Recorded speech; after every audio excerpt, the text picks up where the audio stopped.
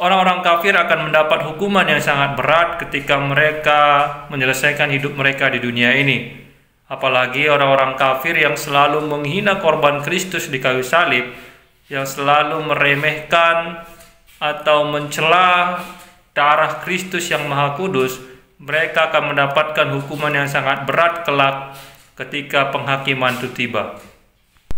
Salam, bertemu lagi dengan saya di video channel Perjalanan Hidup. Saudara yang terkasih dalam nama Tuhan Yesus Kristus, pada video sebelumnya kita sudah membahas siapakah yang disebut kafir, yaitu orang-orang yang menolak Allah, orang-orang yang menolak kebenaran, yaitu Yesus Kristus sendiri. Karena apa?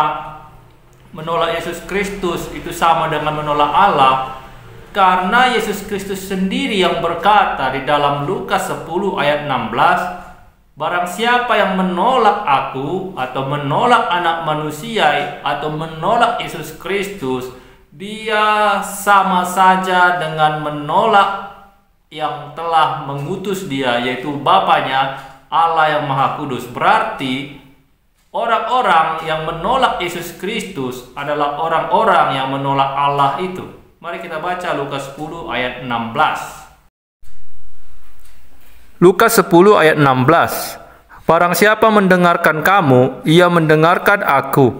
Dan barang siapa menolak kamu, ia menolak aku.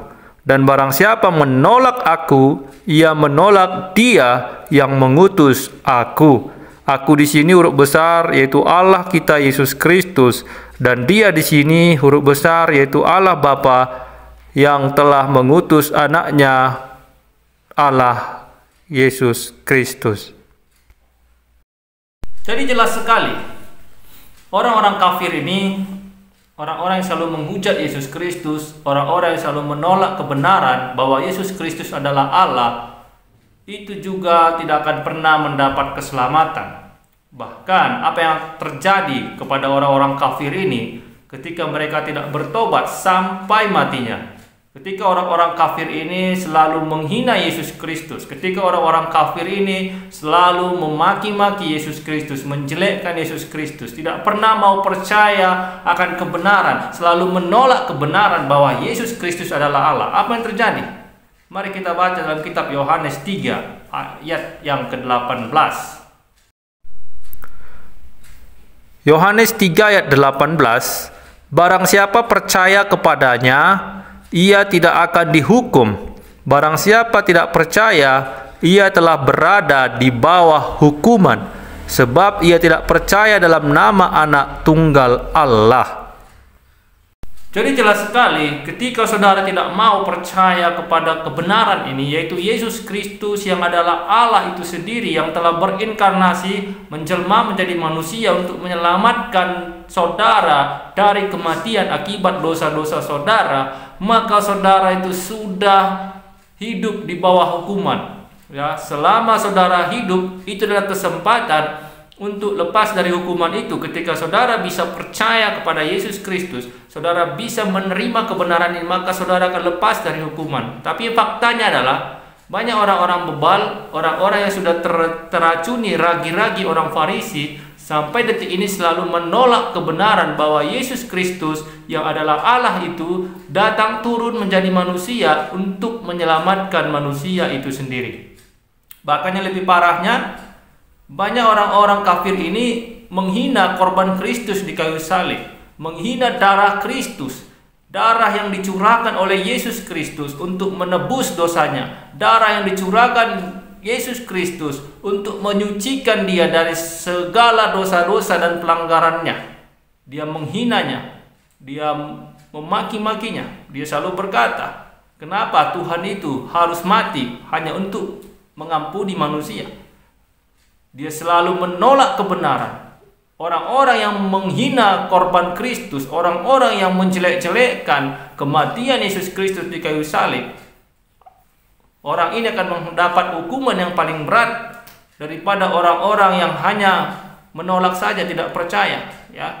Ketika orang-orang kafir ini menolak, menghina korban Kristus di kayu salib, memaki-maki Kristus, menjelek-jelekkan Yesus Kristus dengan korbannya yang begitu kudus, dengan yang begitu luar biasa di kayu salib, maka orang ini akan mendapat hukuman yang paling berat, seperti yang tertulis dalam kitab Ibrani 10 ayat ke-29.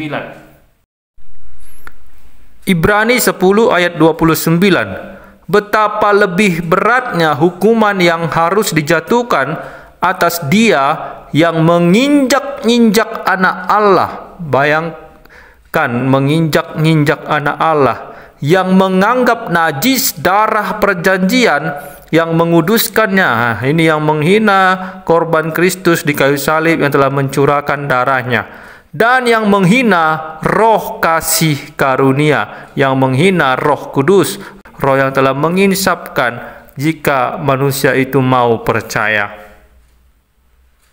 Jadi jelas ya, orang-orang kafir, orang-orang yang menolak Yesus Kristus dalam kehidupannya, Injil keselamatan telah diberitakan kepada Anda, tapi Anda selalu menolak, Anda selalu menghina, Anda selalu memaki-maki korban Kristus. Anda akan mendapat hukuman yang berat kelak setelah Anda menyelesaikan hidup Anda di dunia ini. Jangan pernah Anda berpikir Anda punya hubungan dengan Allah kalau Anda sendiri tidak mau mengakui keilahian Yesus Kristus. Sia-sia semua ibadah-ibadah Anda, sia-sia semua doa-doa Anda kalau Anda selalu menghina, selalu memaki, selalu membenci Yesus Kristus yang adalah Allah itu sendiri. Ya, karena orang-orang yang menolak Yesus Kristus, yang tidak mau berhubungan dengan Yesus Kristus, yang tidak mau menciptakan relasi dengan Yesus Kristus, maka dia tidak akan pernah punya relasi dengan Allah Bapa. Karena Allah Bapa satu kesatuan dengan Yesus Kristus. 1 Yohanes 2 ayat 23. Sebab barang siapa menyangkal anak, yaitu Yesus Kristus, ia juga tidak memiliki bapa.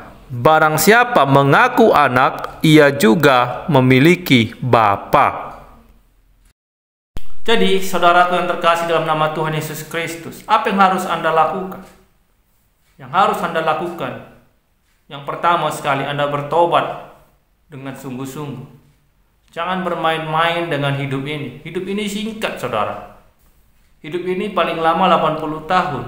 Bahkan ada yang 70, 60, 50, 40. Sangat singkat sekali. Jadi selama nafasmu masih ada, selama Anda diizinkan untuk hidup di dunia ini, maka bertobatlah dengan sungguh-sungguh. Akuilah dosa-dosamu, minta ampunlah kepada Tuhan Yesus Kristus, maka keselamatan itu akan menjadi milik Anda. Berhentilah untuk menjelek-jelekkan Yesus Kristus. Sekalipun Anda tidak percaya kepada Tuhan Yesus Kristus, jangan pernah menghina korbannya di kayu salib. Jangan pernah menghina darahnya yang maha kudus untuk menebus semua dosa-dosa Anda. Karena itu adalah kebodohan yang paling bodoh yang dilakukan oleh manusia. Ya, jadi bertobatlah, sadarilah semua kesalahanmu, kembalilah kepada Allah yang kudus itu, Allah yang maha baik, Allah yang telah berinkarnasi menjadi manusia untuk menyelamatkan hidup saudara.